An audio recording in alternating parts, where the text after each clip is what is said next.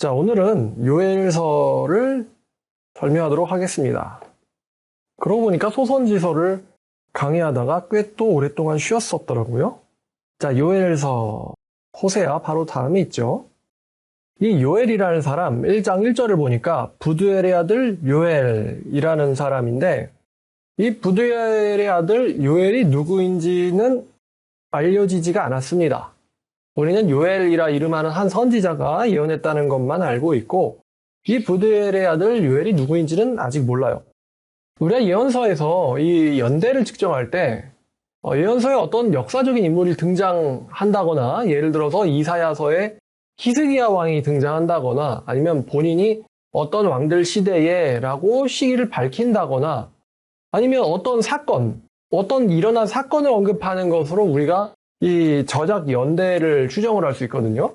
아니면 역사서에서 소선지서나 대선지서를 쓴 선지자를 이름을 거론하거나, 그러면은 이때쯤 사람이구나, 이렇게 우리가 예상을 하는데, 이 요엘서 같은 경우는 다른 성경들에서, 다른 구약 성경에서 언급되지 않다 보니까 저자도 특정되질 못하고 또 연대 또한 특정되질 못합니다. 그래서 이제 학자들마다 다양한 연대를 추정하는데, 일단은 구약 시대에서 가장 중요한 혹은 또 급변의 사건이 있다 그러면은 586년에 있었던 성전 파괴, 예루살렘 멸망이죠. 이 예루살렘 멸망 전후, 이제 그 언저리로 보는 게 좋을 것 같아요. 보이기로는 예루살렘 성전 멸망 이후에 기록된 것처럼 보입니다. 이후에 기록된 것처럼 보이는데, 근데 이제 몇 가지들이 또 이 정확한 어떤 연대를 특정하지 못하게 만들고 있어요. 예를 들어서 이 요엘이라는 사람은 사로잡힌 자가 돌아오게 될 것에 대한 예언을 하고 있습니다. 사로잡힌 자가 돌아오게 될 것에 대한 예언을 하고 있어요. 그러면은 사로잡힌 자들이 키루스의 칙령으로 돌아오게 된 거는 기원전 538년이죠. 그런데 1장을 보면은 성전이 있는 것 같아요. 성전이 있습니다. 성전 완공은 또 기원전 516년 이후부터죠. 성전의 완공은. 그런데 돌아오지도 않았고 성전이 있었던 시기라고 한다면은 이게 좀 애매하거든요. 예루살렘이 멸망하기 전에는 성전은 있었는데 이미 잡혀가지는 않았던 시대입니다. 그러면 또 이렇게 추정하자면은 성전은 있었지만 백성들이 잡혀가지 않았던 시대, 그리고 돌아올 것을 예언하고 있는 시대라고 한다면 우리가 이제 이스라엘 백성들이 세 차례에 걸쳐서 포로가 되었다는 사실을 알고 있거든요. 세 차례에 걸쳐서 포로가 되었다. 그럼 성전은 있는데 돌아오게 될 것을 예언하고 있다고 한다면은 세 차례에 걸쳐서 포로가 되어가고 있는 시기로도 볼 수가 있을 것 같아요. 기원전 602년, 또 597년, 그리고 586년 이렇게 세 차례에 걸쳐서 포로가 있었는데, 그 짧은 시기로 특정을 해도 괜찮을 것 같습니다. 성전은 있고 돌아오게 될 것을 예언하고 있다. 그러면은 대략 이쯤이죠. 자, 그래서 우리가 이 요엘서의 저작 연대 혹은 배경 상황을 예루살렘의 멸망 근처로 보는 게 좋다라고 이야기했던 거예요. 멸망 직전이거나 아니면 멸망 직후거나. 자, 그리고 요엘서의 내용은 제가 이거 안 했으면 좀 어려웠을 텐데 이사야서랑 상당히 비슷한 부분이 있습니다. 이사야서랑 상당히 비슷해요. 여러분이 저랑 지금 이사야서를 공부하고 있는데, 이사야서 특히 40장 이후의 종말론적인 부분을 보면은 이스라엘 당대의 역사와도 일치하는 점이 있지만서도 이스라엘 당대의 역사에서 완성되지 않은 부분도 있다. 그러니까 고레스 대왕에 의해서 돌아오게 된 그 이후의 역사와 일치하는 면이 있지만서도 또 일치하지 않는 면이 있어요. 그래서 이사야가 미래를 예언하고 있지만서도, 제가 말한 미래라는 것은 이스라엘 백성들이 돌아오게 될 거에 대한 미래예요. 돌아오게 될 거에 대한 미래를 예언하고 있지만서도 사실은 꽤 종말론적인 성격을 굉장히 강하게 갖고 있거든요. 그러니까 종말론적이라면 우리 시대에조차, 이 신약 시대조차도 아직 다 성취되지 않은 말씀들의 뉘앙스를 풍긴다 이겁니다. 근데 요엘서도 비슷하게 당대의 역사, 그러니까 이제 예루살렘이 멸망하기 직후 그 언저리의 역사를 예언하고 있으면서도 종말론적인 예언이 같이 포함되어 있습니다. 그래서 우리가 이 요엘서 해석할 때 이사야 때문에 다행이다, 이런 이중적인 예언에 대해서 보는 어떤 시야가 조금 생겼단 말이에요. 다행이다라는 생각을 할 수 있고요. 그리고 요엘서는 특히 신약 성경에서 요한계시록에서 많이 요엘서를 인용을 합니다. 사도행전에서 베드로가 인용한 적도 있습니다만 요엘서를 우리가 이제 흥미롭게 보는 이유 중에 하나는 요한계시록에서 이 요엘서의 언어를 쓰고 있습니다. 그 다음에 이제 저자 이름부터 이야기해야겠네요. 자, 저자 이름은 요엘이죠. 요엘이란 이름이 무슨 뜻이냐면요. 여호와는 하나님이시다. 이게 요엘이란 이름의 뜻이에요. 여호와는 하나님이시다. 그래서 여호수 할 때 그 여자에다가 하나님 엘자 이렇게 이제 가져와서 요엘 이렇게 만든 거죠. 여호와는 하나님이시다라는 뜻입니다. 우리에게는 하나님은 당연히 여호와지. 근데 그 당시 사람들한테는 이 참신이 누구냐? 이런 질문이 상당히 중요한 질문이었을 거예요. 당시에 하나님은 과연 누구시냐? 이런 질문들이 이때 또 막 던져지고 있는 질문들이었어요. 이 질문에 대해서 요엘서는 대답을 내려는 것처럼 보입니다. 누가 진짜 참신이냐? 자, 이사야 36장을 보면 이사야 36장 18절부터 20절까지 읽겠습니다. 자, 이거 이제 사네립의 말을 이 랍사게가 가져와서 이야기하는 거죠. 혹시 히스기야가 너희에게 이르기를 여호와께서 우리를 건지시리라 할지라도 속지 말라. 열국의 신들 중에 자기의 땅을 아수르 왕의 손에서 건진 자가 있느냐. 이게 랍사게의 말이에요. 랍사게가 누군지는 제 이사야 설교라든가 역사서 설교 들으셨으면 잘 아실 겁니다. 하맛과 아르밧의 신들이 어디 있느냐? 스발와임의 신들이 어디 있느냐? 그들이 사마리아를 내 손에서 건졌느냐? 이 열방의 신들 중에 어떤 신이 자기의 나라를 내 손에서 건져냈기에 여호와가 능히 예루살렘을 내 손에서 건지겠느냐 하셨느니라 하니라. 이러니까 이 당시에 이제 이 랍사게 당시라는 것은 예루살렘 멸망 전이죠. 랍사게는. 그러니까 어느 신이 진짜 신이냐 이런 질문을 이 아수르의 백성들과 이스라엘의 백성들이 던지고 있었어요. 확신이 있었던 게 아니고 확신이 있었더라면은 아마도 대답을 했겠죠. 근데 히스기야가 자기 부하들한테 대꾸하지 말라라고 이야기한 걸 보면 대꾸했다가는 백성들이 동요하거든요. 그래서 대꾸하지 말라라고 시킨 거예요. 자, 그리고 또 다니엘서 3장입니다. 다니엘서 3장 15절입니다. 다니엘의 세 친구가 풀무불에 들어가는 내용인데요. 자, 3장 15절에 이제라도 너희가 준비하였다가 나팔과 피리와 수금과 사면금과 양금과 생황과 및 모든 악기 소리를 들을 때 내가 만든 신상 앞에 엎드려 절하면 좋거니와 너희가 만일 절하지 아니하면 즉시 너희를 맹렬히 타는 풀무불 가운데 던져 넣을 것이니 능히 너희를 내 손에서 건져낼 신이 누구이겠느냐 하니. 자, 여기서도 이 바벨론 시대죠. 이 바벨론 시대인데 포로가 된 이후의 시대예요. 바벨론 왕이 지금 느부갓네살이 뭐라고 말하냐면은 어떤 신이 참신이겠느냐 이 질문을 하고 있는 거예요. 그러니까 여호와가 참신이라고? 근데 이상하잖아. 여호와가 참신이라면 너희들을 내게로 넘겨줬을 리가 없잖아. 그러니까 너희들을 내게로부터 구할 신이 누구겠어? 이렇게 지금 물어보고 있는 거거든요. 근데 지금 여기서 이 다니엘서에 나오는 이 세 친구들이 여호와가 하나님이시다라는 것을 증명하는 사람들이란 말이에요. 여호와가 바로 그 하나님이다. 여호와가 바로 그 하나님이다. 이제 그게 이야기가 된 걸 보면은 그 당시에 이 백성들에게는 과연 여호와가 참신일까? 이런 질문들이 백성들의 마음속에 있었던 걸로 이제 사료됩니다. 따라서 이 요엘서라는 이 저자의 이름은 여호와는 하나님이시다라는 메시지를 주려는 게 분명하죠. 주제의 목적. 여호와는 하나님이시다라는 것을 백성들에게 주려는 목적이 있을 거예요. 자, 그러면 이 이스라엘 백성들이 포로가 되고 성전은 남아있는 예루살렘 멸망 직전쯤의 시기로 한번 생각해 보고 성경을 읽어보도록 하죠. 자, 2절부터 읽겠습니다. 늙은 자들아 너희는 이것들을 들을지어다. 늙은 자들은 이제 장로들을 말하죠. 장로는 대략 성경에서 존귀한 자라고 취급받는 사람들입니다.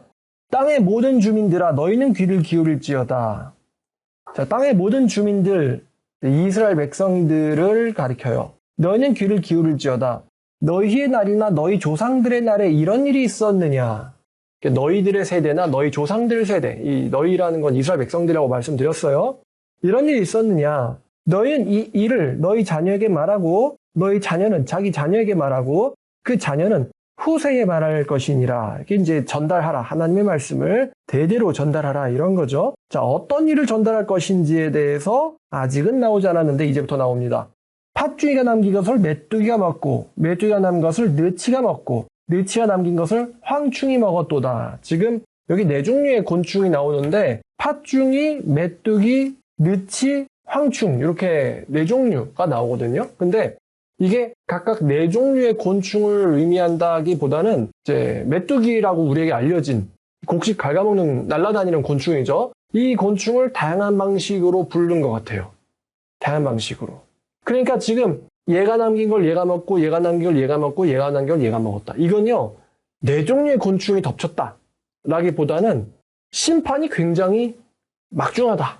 저주가 막중하다. 이런 의미예요. 혹시나 누가 남긴 거를 누가 먹고 누가 남긴 거를 누가 먹고 결국에 이제 한마디로 남은 게 없다라는 이야기하고 싶은 거예요. 너희가 심판을 당해서 저주를 당해서 남은 게 없다. 이런 일을 당한 적이 있었느냐? 완전 싹 먹어치웠다. 여러분 이 메뚜기 심판 잘 모르죠? 우리야 뭐 도심에 사니까 잘 모르는데 요즘에는 이 저장 기술 그리고 운송 이런 게 발달해서 우리 지금 보니까 작년에 나온 쌀도 소비를 다 못한단 말이에요. 지금 쌀이 남아돌죠. 쌀이 남아돕니다. 생산을 많이 하니까. 그러니까 수출도 해야 되고 이제 전 세계적으로 전쟁 때문에 밀가루 가격이 뛰기는 했는데 그런 어떤 인위적인 그 상황이 아니라면 일단 먹을 건 남아돕니다. 운송도 쉽고 보관도 잘 하니까 그리고 이제 곤충 같은 방제 같은 것도 잘 돼요. 오늘날에는. 그래서 메뚜기 하면은 그렇게 심각하게 우리들이 생각하지 않습니다만 고대에는 이 식량의 생산이나 운송, 소비 이런 것들이 잘 발달하지 못했어요. 메뚜기 한번 쓸어 간다. 그러면은 예를 들어 이제 뭐 벼라든가 밀이라든가 이런 거 맺히면요. 이 메뚜기가 열매를 당연히 먹죠. 열매를 먹고 이파리를 먹고 줄기를 먹고요. 뿌리까지 먹어치웁니다. 그러니까 뭐 소라도 먹으려면 풀이 있어야 되잖아요. 식물이라고 생각될 만한 걸 싹 먹어치우는 거예요. 풀도 먹어치우고 벼도 먹어치우고 밀도 먹어치우고. 그러니까 이 당대의 수확이 다 그 해 연도의 수확이 다 날아갈 뿐만 아니라 그 다음 해의 수확까지도 큰 영향을 끼치는 거죠. 그러니까 상당히 생활이 부유해가지고 곡식을 몇 년치를 쌓아놓을 정도의 사람이 아니면은 메뚜기 한번 닥치면 다 굶어 죽는 거예요. 메뚜기 심판 한번 닥치면 다 굶어 죽는다. 고대에는 메뚜기를 당하면 이렇게 됐어요. 다 굶어 죽어, 다. 메뚜기가 사람을 먹진 않는데 사람이 먹어야 될 것과 짐승이 먹어야 될 것과 나무의 어떤 뿌리까지 그냥 싹 먹어치운단 말이에요. 그 당시에 메뚜기 한번 떴다 그러면은 다 죽는 거예요, 다. 다. 인간들이 전쟁을 멈춰야 할 정도로. 왜냐면 먹을 게 없으면 전쟁도 못하니까. 메뚜기 귀엽지 않나요? 이렇게 생각할 수도 있는데 셀 수도 없는 숫자의 메뚜기가 완전 무슨 연기가 밀려오듯이 메뚜기 쫙 몰려오니까 고대엔 메뚜기 그러면 거의 뭐 다 죽는구나. 집단 몰살 이렇게 생각하면 됩니다. 자, 그래서 이 메뚜기가 4번이 반복돼요. 팥중이, 메뚜기, 느치, 황충. 취하는 자들아, 너희는 깨어올지어다. 자, 취하는 자들아, 이제 취하는 자는 이제 술 마시는 자들이죠. 자, 취하는 자들아 깨어올지어다. 포도주 마시는 자들아 너희는 울지어다. 자, 반복하고 있어요. 취하는 자들, 포도주 마시는 자들. 이는 단 포도주가 너희의 입에서 끊어졌음이니. 자, 포도주가 끊어졌기 때문에 이제 술이 없다 이거예요. 술이 없으니까 울어라. 근데 왜 그러냐면은 한 민족이 내 땅에 올라왔음이로다. 한 민족이 몰려 들어왔대요. 자, 한 민족이 몰려 들어왔다는데 잘 보면 그들의 특징을 묘사하는데 강하다. 수가 많다. 이빨은 사자 이빨 같다. 어금니는 암사자 어금니 같도다. 이 민족이 누구냐? 메뚜기 떼를 말하는 거예요. 그들이 내 포도나무를 멸하며 내 무화과나무를 긁어 말갛게 벗겨서 버리니 그 모든 가지 하얗게 되었도다. 이 갈색의 나무 가지를 싹 먹어치워가지고 나무의 속살 하얀 게 드러날 정도로. 이러면 이제 나무들이 다 말라 죽겠죠? 가지까지도 싹 먹어치우는 거예요. 껍질까지도. 너희는 처녀가 어렸을 때 약혼한 남자로 말미암아 굵은 배로 동이고 애곡함 갈취할지어다. 이게 무슨 말이냐? 이거는 처녀가 이제 결혼하기로 이제 약속한 남자가 있어요. 결혼하기로 약속한 남자. 그 남자가 부양의 의무를 감당할 만한 나이가 되기를, 또 그 남자에게 시집갈 만한 나이가 되기를, 이제 막 그 나이에 도달한 거예요, 처녀. 이제 결혼하기로 약속한 남자가 있는데 이 남자가 예를 들어서 전쟁에 갔다가 죽어버린 거예요. 그러면은 그 약혼녀는 이제 이런 표현이 어울리려나 모르겠는데 순간 미망인이 돼버리죠. 과부라고 과부와 미망이 같은 단어인 것 같은데 약혼녀가 자기의 예비 신랑을 잃어버린 거. 그러면 이제 고대 당시에 신랑이라 하면 거의 여자의 생계, 여자의 삶 그 자체란 말이에요. 고대 시대엔 남자가 없으면은 대적으로부터도 못 살아남고 또 식량 생산으로도 꽤 큰 타격을, 그러니까 사실은 엄청난 타격을 받죠. 그래가지고 고대에선 지켜줘야 되는 사람이 이 과부 이런 사람들인데, 근데 그 약속된 남자가 죽었다. 그러면 그 여자가 받을 충격이 장난 아니겠죠? 오열을 하겠죠? 자기 오늘날에도 보면 뭐 결혼한 지 겨우 뭐 몇 달 된 혹은 뭐 신혼인데 남편이 죽었다거나 아니면은 예비 신랑이 죽었다 그러면 뉴스에 나와요. 어떤 사고를 막다가 누가 죽었는데 약혼녀가 있다라든가 아니면 결혼한 지 얼마 안 됐다라거나 그럼 뉴스에 나온단 말이에요. 그러면 우리가 이제 와, 저 여자 엄청 슬프겠다. 어떻게 살까? 뭐 이런 생각을 하곤 하죠. 그러니까 이제 오열을 해라라는 말을 이렇게 표현한 거예요. 너희는 처녀가 약혼남을 잃은 것처럼 오열할지어다. 아, 이제 왜 그렇게 메뚜기 한번 밀어닥치면은 전부 다 굶어 죽는다. 그러니까 그렇게 오열을 해야 되는 게 사실은 맞죠. 자, 굵은 배로 동이고 애국함 같이 할지어다. 소재와 전제가 여호와의 성전에서 끊어졌고 지금 이제 제사가 등장했고 성전이 등장했어요. 제사가 여호와의 성전에서 끊어졌고 여호와께 수종드는 제사장은 슬퍼하도다. 자, 성전에서 제사가 끊어졌다라는 것은 일단 여호와께 드릴 게 없어요. 온전히 먹을 게 없으니까. 여호와께 드릴 게 없고 또 이 소재나 전제에서 이 남는 양들이 있거든요. 그거를 또 제사장들이 생계로 먹습니다. 근데 여호와께 드릴 것도 없고 제사장들이 먹을 것도 없다. 그러니까 제사장들은 슬퍼하도다. 지금 이제 순서가 늙은 자들아, 또 취하는 자들아, 그 다음에 또 제사장들이 계속 이렇게 나오고 있어요. 늙은이, 젊은이, 처녀, 농부, 제사장. 10절입니다. 밭이 황무하고 토지가 마르니 곡식이 떨어지며 새 포도주가 말랐고 기름이 다하였도다. 와, 밭이 황무하대요. 토지가 말라버렸다. 메뚜기가 쓸고 지나간 것을 묘사하고 있어요. 포도주도 말랐고 기름도 다하였도다. 농부들아 너희는 부끄러워할지어다. 포도원 가꾸는 자들아 곡할지어다. 이는 밀과 보리 때문이라. 밭의 소산이 다 없어졌음이로다.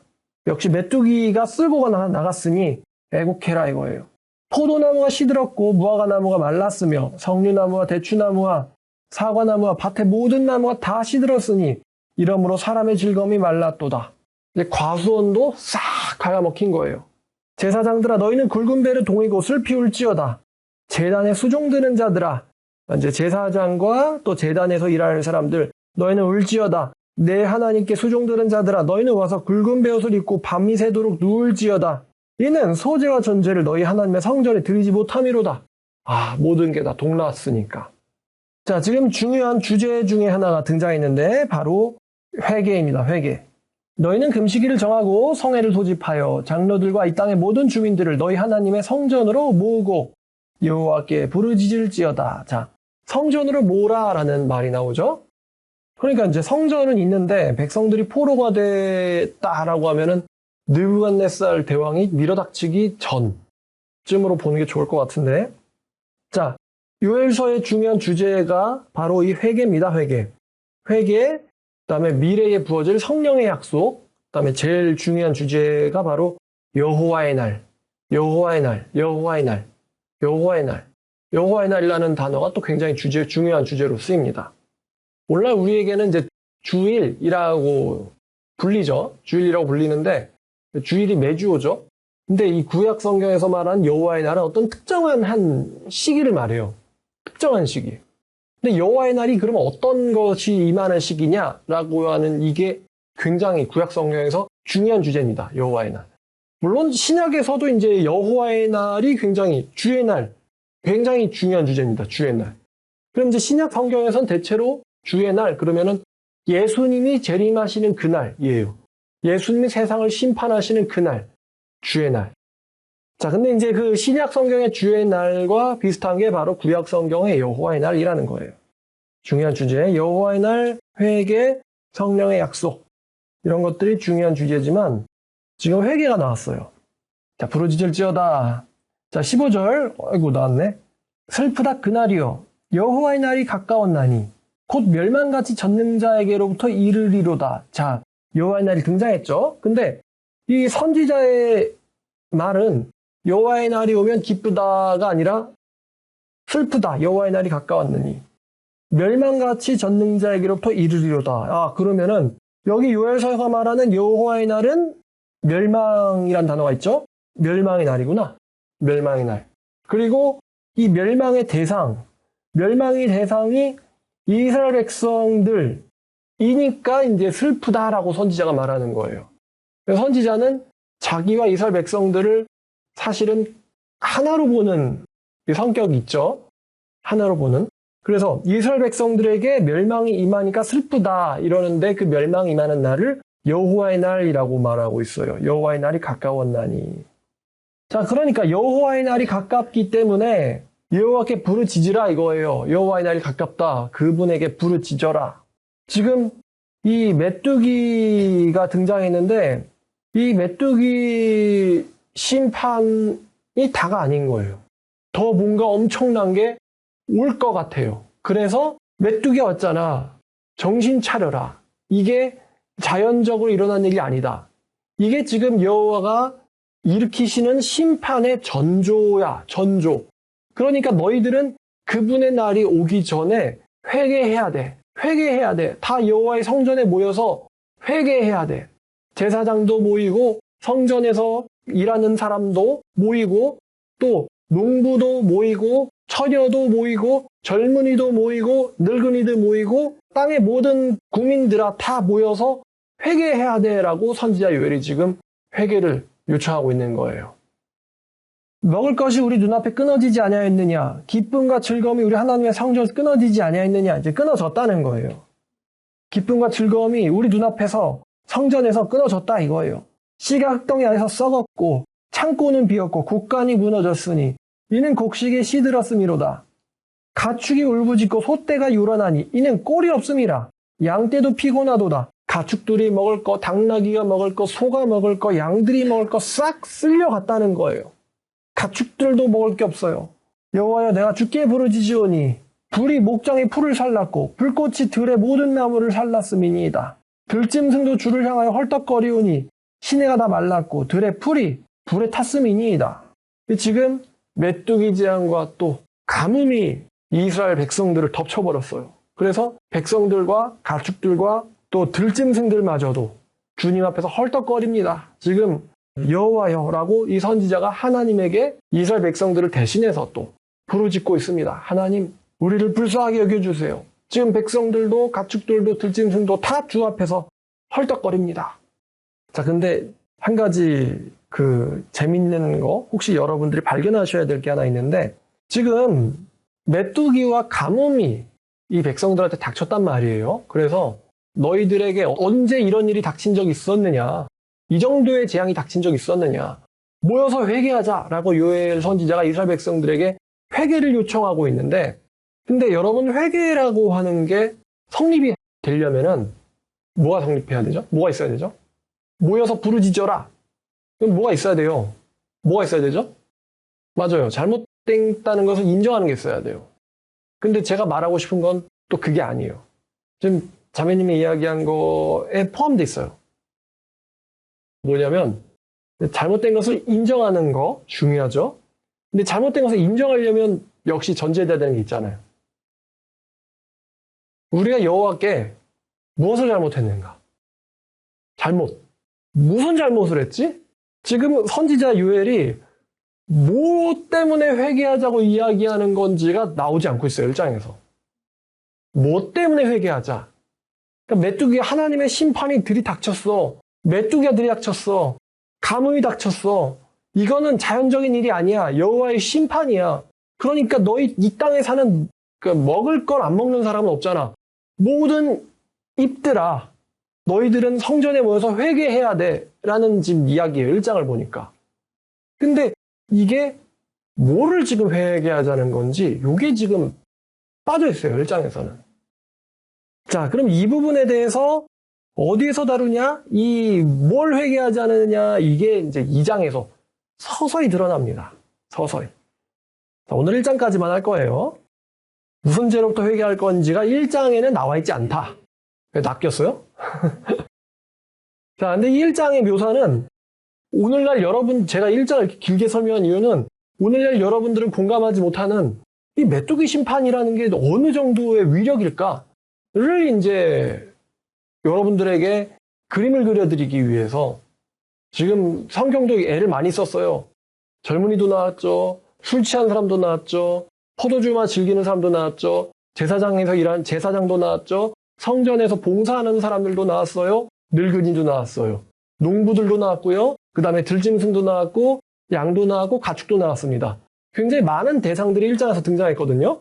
이 사람들아 회개하라라는 걸 계속 반복적으로 이야기하고 있어요. 하나님의 날이 가까웠다. 하나님의 날이 가까웠다. 근데 중요한 주제라고 했죠. 여호와의 날은 어떤 성격이냐. 어떤 특정한 날을 가리키는데 이게 여호와의 날 그 기쁜 날일 것 같은데 슬프다 여호와의 날이 가까웠다. 멸망같이 전능자의 날에게서부터 그 날이 온다. 이렇게 지금 이야기하고 있어요. 아, 여호와의 날 굉장히 무서운 날이죠.